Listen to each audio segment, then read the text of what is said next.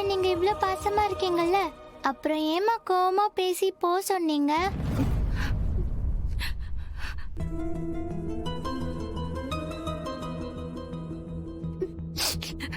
தியா, என் நிலைமை அந்த மாதிரிடா.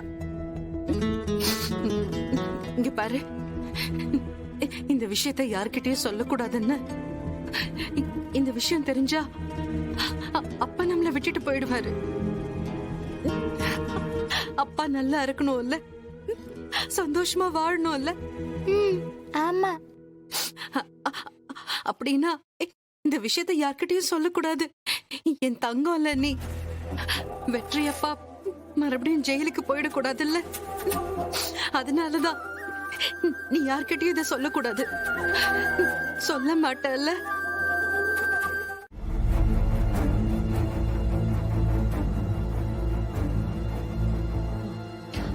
என்ன அஞ்சலி, ஏன் உங்க அக்கா இப்படி பண்றா? மாப்பிள்ள இவ்வளவு தூரம் வீடு வரைக்கும் வந்து பேசிட்டு போறாரு, முகத்துல அடிச்ச மாதிரி துரத்தி விடுறாளே, அவளுக்கு என்னமா ஆச்சு?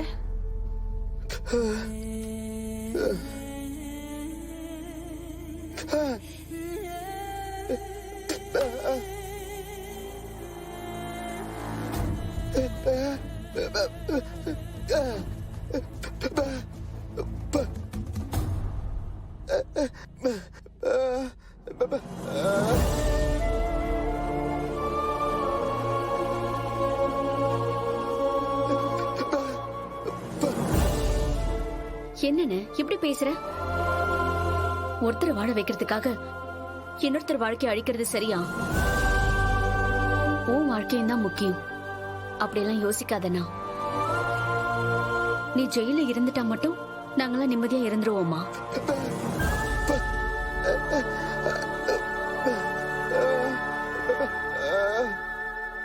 அண்ணா, உனக்குன்னு ஒரு குடும்பம் இருக்கு, அத நீ மறந்துடாத.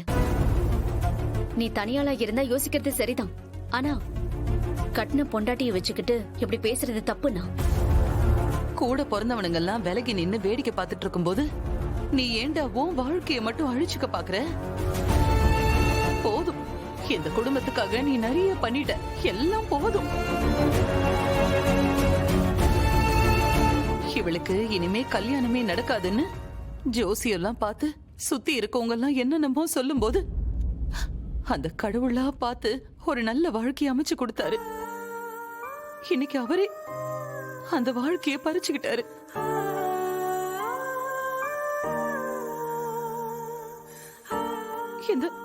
இந்த பிரச்சனையை எப்படி சரி பண்றதுன்னு எனக்கு. லக்ஷ்மி, இங்க பாரு, நம்ம இப்படியே உட்காந்து புலம்பிட்டு இருக்கறதால ஒண்ணும் ஆக போறது இல்ல.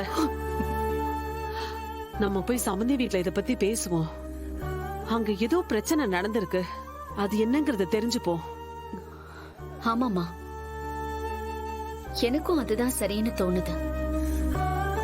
அக்கா வெற்றி மாமா மேல வச்சிருக்கிற காதலை பத்தி எனக்கு நல்லாவே தெரியும். அவ்வளவு ஈஸியா அக்கா அவரை விட்டுட்டு வரவே மாட்டான். வேற என்னமோ நடந்திருக்கு. அந்த குடும்பத்துல இருக்கிறவங்க எல்லாரும் அவ்வளவு ஒண்ணும் நல்லவங்க இல்ல. யாரோ ஏதோ செஞ்சிருப்பாங்கம்மா.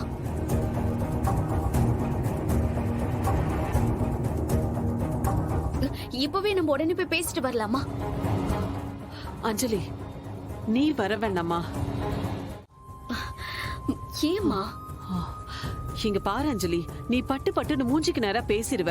அதுல ஏதாவது அவங்களுக்கு சங்கடம் ஆயிடுச்சுன்னா நல்லா இருக்காதுமா. ஏ, அவங்க மட்டும் என்ன யோசிச்சு பேசுறாங்களா என்ன?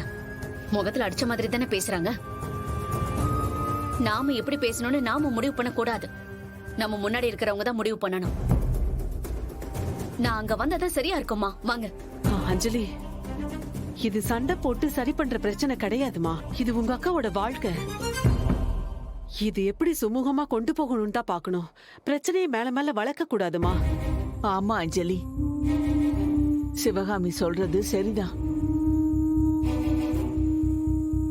நீ அங்க போனா கோவத்துல ஏதாவது பேசிடுவ.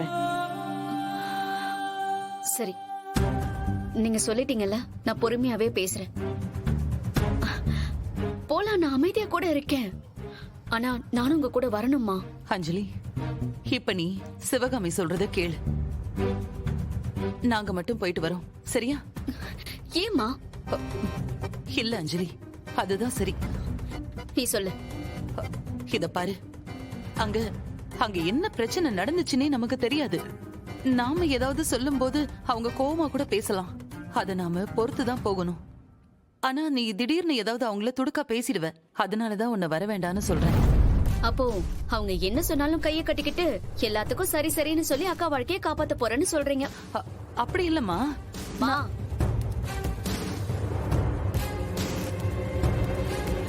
அப்படியே பண்ணுங்க. சரி, இப்போ அக்காங்க மாமா கூட வாழ்ந்தா மட்டும் போதும். இதுக்கு மேல நான் எதுவும் சொல்ல விரும்பல. நீங்க போயிட்டு வாங்க.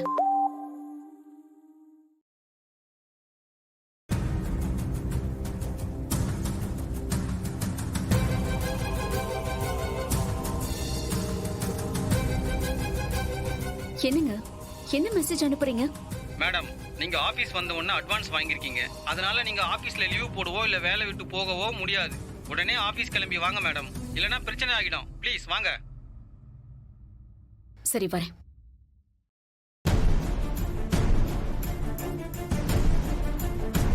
சரிங்கம்மா, நீங்க 2 பேரும் போயிட்டு வாங்க.